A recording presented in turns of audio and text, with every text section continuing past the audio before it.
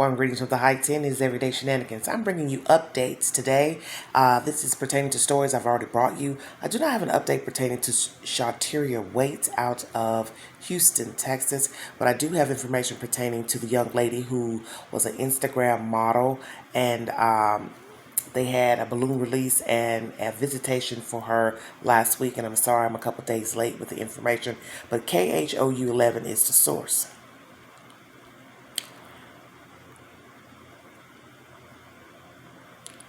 The murder of Janae Gagner, better known as Miss Mercedes Moore, has brought national attention to the town of Richmond.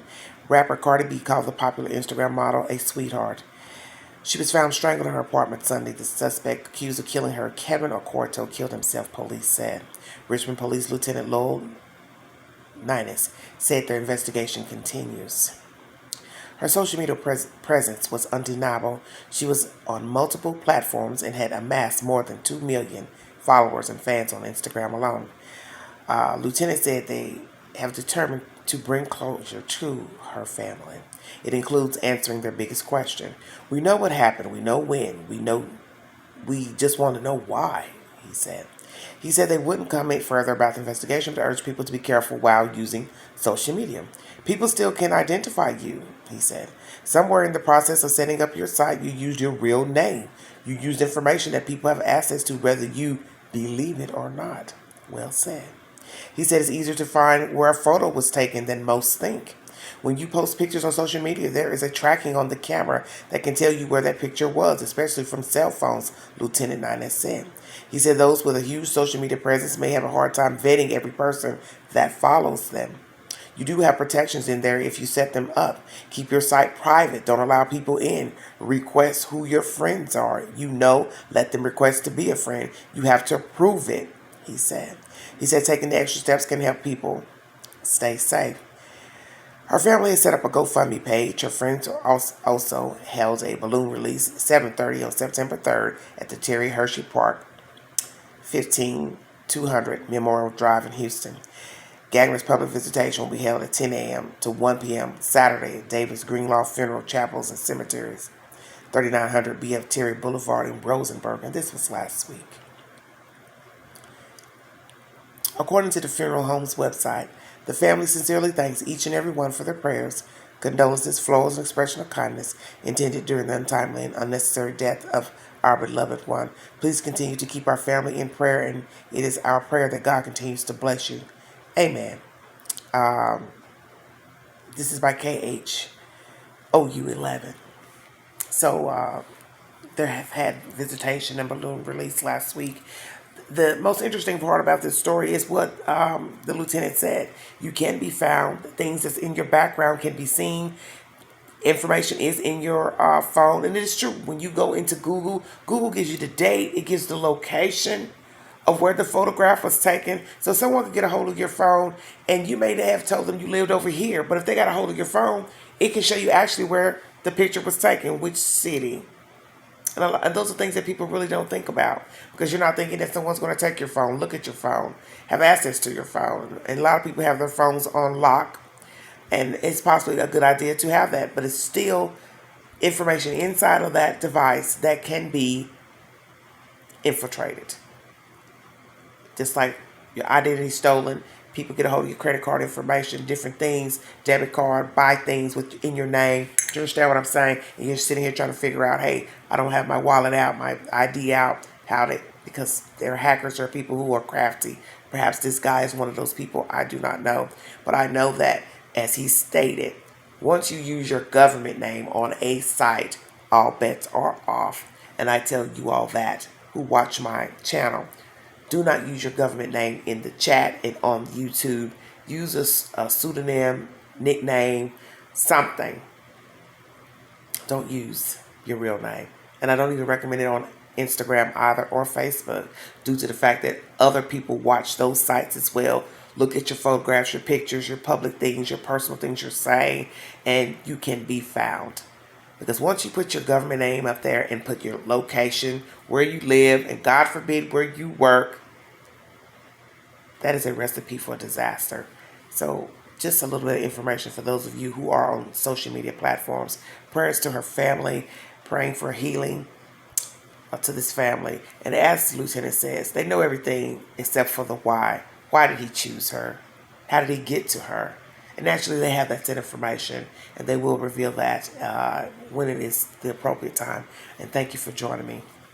I've got some other information I want to bring to you pertaining to updates, information. Thank you so much. Thank you so much. A lot of updates.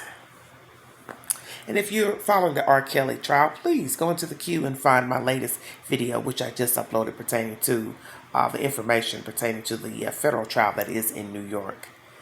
Okay. There's information about a Crystal Rogers. It's a case out of Bardstown, Kentucky. I found this said information on the Roku channel a year ago, a documentary pertaining to her. And right now, there's information pertaining to the FBI being involved in this case. And it says, Crystal Rogers, FBI in search upon discovery of items of interest. WYMT CBS News is the source. The FBI announced Tuesday that it wrapped up its most recent search in connection to the disappearance of Crystal Rogers. The FBI of Louisville office said several items of interest have been sent to its laboratory in Quantico, Virginia, and I did relay this to you all last week. Rogers is the Nelson County mother of 5 who was last seen in 2015. Federal agents spent several days in the Woodline Springs subdivision in Bardstown focusing on properties where Brooks Hawk, Rogers' boyfriend at the time of her disappearance, was building back in 2015. No arrests have been made. There is a $25,000 reward for information that helps solve this case. And also, when you go into this article, you can pick up other information pertaining to the case, articles that have been written since she disappeared. It was a few years ago that this boyfriend gave an interview, and basically all he kept saying repeatedly, I don't know anything, I can't tell you anything, I don't know, which sounds very suspect to me. Why do you have to keep saying the same thing? All you have to do is say, I last saw her on this day, that was it. This happened in the conversation, and then you keep it moving. As he just said too. He decided to keep it moving onward rather. Doesn't sound like a person who's inclined to find out where the mother of his child is. She has several children. She has one child by him, her last child. And he doesn't seem too concerned about Crystal Rogers. But I'm glad the FBI got involved. They came into the game late, but they are currently investigating the disappearance of Crystal Rogers. They have found evidence. They have dug up several yards from people, neighbors in the neighborhood, and that information, evidence has been taken to Quantico. We will wait on that. And also there's an article running at the moment pertaining to who's going to pay for the said digging up of the yards. The FBI will be paying monies to those said homeowners whose yards they did dig up looking for evidentiary material. So for those of you who are concerned in Kentucky about this said information, the FBI will be paying those said homeowners for the destruction of their property in looking for evidence. But what we have to ask ourselves is, who is the person that led them to that location?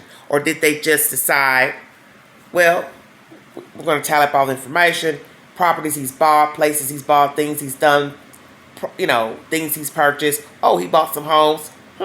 Maybe we'll go look at those said places, dig them up, because we are looking for a person who we are presuming that is deceased. And the mother does believe that he is the one that killed her daughter. She does not believe her child is alive, Crystal. And she believes Mr. Hawk is behind the death of her child. And also, I let you know in previous commentary, her father was shot on their property. Now, they're saying it's a hunting accident. That's just a pretty way of saying he was murdered. Because we know most hunters don't shoot themselves. So it's a lot of suspicion. And his brother is also deemed to be a suspect as well, because he was a police officer who I believe is no longer working for the police department. So there's a lot of hanky-panky that's going on dealing with this case, the disappearance of this woman. One thing begat another pertaining to the disappearance of Crystal Rogers, her father being shot. Another cop, I believe, was murdered one night coming home from work. A lot of little intricate things, suspicious happenings started transpiring after the disappearance of Crystal Rogers. Please check out the said information. It's a very interesting, peculiar story out of Bardstown, Kentucky. WYMT is the source for that said information. I'm just going through my Rolodex to bring you said information of stories. There's also a crazy story out of Louisiana where a young lady, a week before the storm hit down in Louisiana, Mississippi, Miss Ida, a crazy nut who was working for the police department, the 911 dispatch, decided that she wanted to hang up on people who were calling. And it says that the police department revealed the 911 operator was allegedly disconnecting 911 calls deliberately without obtaining necessary emergency information or relaying such emergencies to the other dispatchers for aid while working with the New Orleans Parish Communications District. Officials say a report was taken on August 23rd, and as of Thursday, Stevens still remains at large. So this crazy female, she's an African-American female, looks like a child, Precious Stevens, is obviously on the run or disappeared, whichever word you like to use, and she's been accused of malfeasance in office, interfering with emergency communications. The craziest story I've ever heard in my life. And she's at large, it says. They believe this crazy act happened between August 20th and August 21st. She was fired from her job and superiors reported her to police, according to the outlet. The district has and will continue to cooperate with the investigation into this matter and is dedicated to providing and all assistance to aid in the efforts, statement obtained by the outlet. The New Orleans Police Department did not immediately respond to people's request for comment on Friday. This is crazy. It says, with the said crime, being a public officer or a public employee carries a sentence of up to 5 years in prison and up to $5,000 or both. If you have any information pertaining to Ms. Stevens' whereabouts, call 504-658-6030 or Crime Stoppers of Greater New Orleans at 504-822-1111. Precious Stevens, and that's with a PH for the last name, decided to play reindeer games on the phone between the 20th and the 21st. Why, I don't know. Now imagine had she done this when the storm hit down in New Orleans and people were calling and she was click, click, click. I have nothing to say. Nothing else to say. In her picture, she looks like a kid. She looks like a kid. She looks like a kid.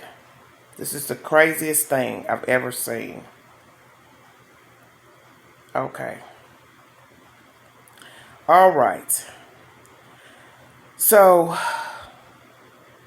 Hurricane Ida, the death toll is now at 82. For those of you who are curious to the information pertaining to the storm, I also want to bring information pertaining to the Arbery case out of Georgia.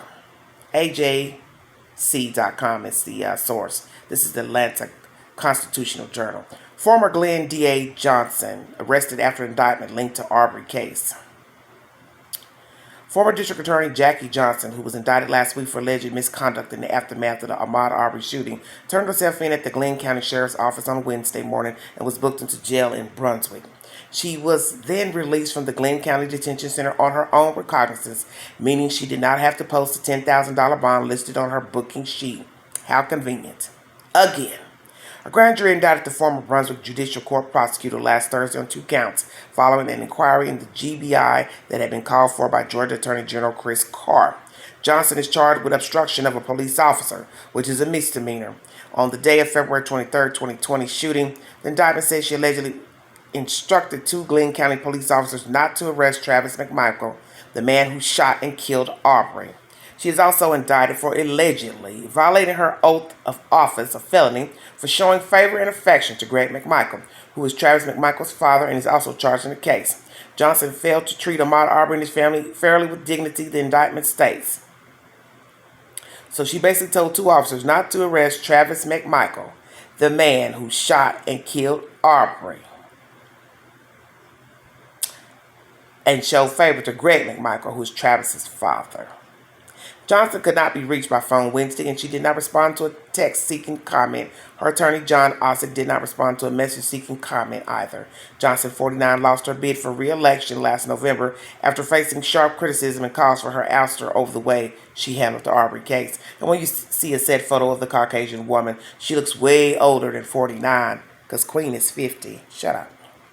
She had been district attorney since 2010 and had faced a number of controversies over her decisions and prosecutorial style. Those included the 2010 fatal police shooting of Caroline Small, an unarmed mother of two.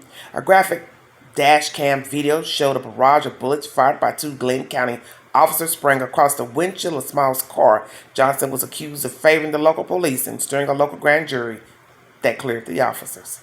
In 2018, Johnson faced additional questions after one of the officers involved in Small's death, Corey Sasser, shot and killed his estranged wife and her male friend after Sasser had been arrested for domestic violence and released on bond. But neither of those cases drew the national attention and heat that Arbery case would bring. In May 2020, when the disturbing video went viral that showed Travis McMichael, who is white, fatally shooting Arbery, who was black, the case and Johnson's decision in the hours and days after the killing faced the scrutiny of a national spotlight. Questions quickly surfaced about the manner in which Johnson recused her office after the shooting and whether she had followed state guidelines for that process. Johnson at the time said she welcomed the review and maintained she did nothing wrong, but a year later reports that Carr's office was presenting evidence before a Glenn County grand jury about the case intensified speculation in Brunswick that Johnson could be in trouble. The grand jury met over several sessions this summer, and Carr's office listed 16 witnesses that it called or was ready to call. This included George E. Barnhill, the district attorney from the neighboring Waycross Circuit. At Johnson's behest, Barnhill last year had reviewed evidence the day after Arbery was killed and quickly determined that no apparent crime had been committed. Just days after his review, Johnson officially notified Carr that she had recused her office, and she steered the AG's office to appoint Barnhill. Carr had no knowledge of Johnson and Barnhill's early interactions when he appointed Barnhill as the conflict prosecutor on February 27, 2020. Barnhill would later have to recuse himself when questions of his own potential conflict surfaced. His son had worked as an assistant prosecutor for Johnson, had worked with Greg McMichael, and had been involved in an earlier case involving Arbery, as most of you knew that. This sequence later became, an embarrassment for Carr and his office, and because of Johnson's actions, the Attorney General changed the policy. It no longer accepts informal suggestions from a local DA when they have a conflict of interest about who the Attorney General should appoint to handle a case. At a virtual press conference after Johnson's indictment, Arbery's mother and father praised Carr for his office work on the case, and both said the AG kept in close contact with them during the grand jury proceedings. Amaud Arbery's life matters, Ben Crump, the family's attorney, said. That's what I read when I read that indictment. It expressed stately she showed favor and affection for the killers. There are several members of the legal community who questioned Johnson's indictment. It is just not even close, in my opinion, to alleging a crime against Jackie Johnson in this case, criminal defense attorney Don Samuel said. I'm just shocked that the Attorney General would think that this indictment even comes close to being a legitimate indictment and against a district attorney. Samuel was particularly critical about the obstruction charge that said Johnson told officers not to arrest Travis McMichael the day of the shooting. I will never waver from the position that a DA who uses caution and says I want to finish the investigation before I make an arrest is in fact doing her job, not committing a felony in Georgia, he said. Johnson's indictment comes just weeks before the Arbery murder trial against the McMichaels, and a third man, William Roddy Bryan, is set to begin at the Glenn County Courthouse. The stakes of Brunswick and the state of Georgia couldn't be higher, with the case expected to draw national attention. Officials are preparing for potential protests in Brunswick. The state is on its third DA's office acting as conflict prosecutor since Johnson stepped aside. Wow. If the state's COVID-19 outbreak doesn't delay the case, prosecutors from the Cobb County District Attorney's Office are expected to be in Brunswick on October 18th when jury selection will begin. So this will probably be a very messy trial, a lot of hoopla, a lot of protests, such as what happened with Mr. George Floyd. So I will bring you this information and update on that. But the former Glenn DA Johnson was arrested, and she's been released on her own recognizance pertaining to the Arbery case. If you need information, the Atlanta Journal-Constitution is the said source. I'm just going through all my notes here to bring you said information. And once again, prayers for Nene Leakes, one of the OGs of the Real Housewives of Atlanta. Her husband has passed away. They've had the services.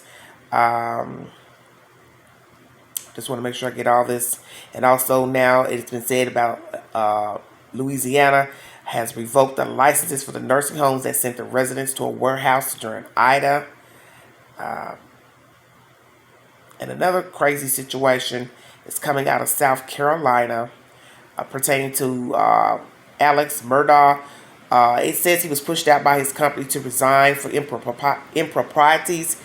I'm not going to go into all that because I'm going to try to keep this live short. But if you need verification for that said information, I'll give you a source here.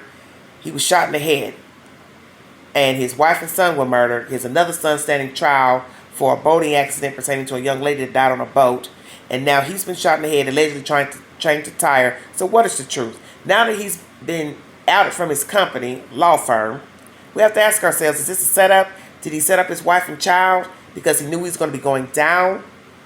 Or is someone after the family because of this incident where the young lady was killed in a boating accident because the son was allegedly drunk, not paying attention? Other children were injured on the boat, other teenagers. Another man was found hit and run in a road a few years back. They do believe one of his sons or both sons are involved in that. And also there's an issue about a maid have fallen down some stairs, having a nasty accident. Just a lot of weirdness going on with these people. But it does say, 2 days after he was shot in the head, Alex Murdaugh announced that he was resigning from his law firm and entered rehab. His law firm paints a different picture. They said it was a forced resignation pertaining to missing funds. And the law firm is Peters, Murdaugh, Parker. Hold on one second. Peters, Murdaugh, Parker, Eltross, and Dietrich. Elsroth, excuse me. And that's the set information pertaining to the daily news. I'm not going to go through all of that. But this is a weird story out of South Carolina. Some people believe this family have used their position as being attorneys to perhaps maybe do some covering up of dirty deeds. And as you see now, there are millions of dollars that are missing from this firm. Who did this? Who brought forth the information? The audit. Maybe it's time for an audit. His name is signed on signatures where the money went missing. Did he kill his family? Or is somebody else out there exacting vigilante justice against his family because of the death of a young girl, death of another guy, death of a maid? What are we talking about? Did he set up his family, kill his family on his own property? Did he have somebody even shoot him and graze him? Because they said it was a graze to the head. He has survived in rehab. Interesting story. That is the set information coming out of South Carolina. I'm just skimming over some updates pertaining to local news. Just some very interesting things happening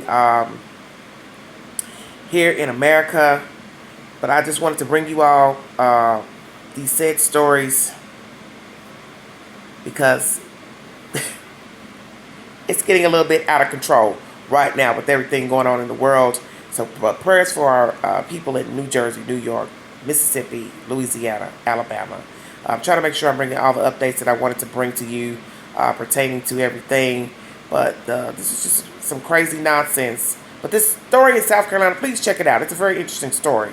I don't know what's going to happen to it, but what's going to come of it. But it's looking really suspicious for Mr. Murdaugh.